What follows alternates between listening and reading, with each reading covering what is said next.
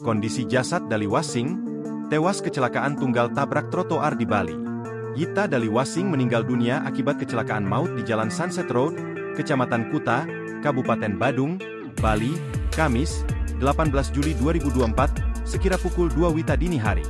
Dali Wasing meninggal dunia karena mengalami luka parah dan serius di tubuhnya.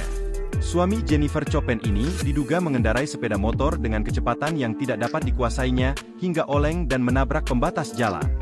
Korban mengalami luka lecet daripada dada, punggung, patah tulang rahang, selangkang kiri, siku, rusuk, diungkap Kasih Humas Polresta Denpasar, AKPI Ketut Sukadi mengutip tribun-bali.com, Jumat, 19 Juli 2024, dilansir dari Tribun Seleb.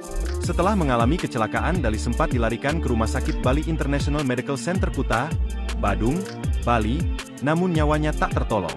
Sementara itu, sepeda motor Kawasaki yang dikendarai Dali mengalami kerusakan dengan nominal kerugian material berkisar 3 juta rupiah. Melansir dari Kompas.com, Humas Polda Bali, Kombes Pol Jensen Avitus Panjaitan mengatakan kecelakaan terjadi pada pukul 2 WITA.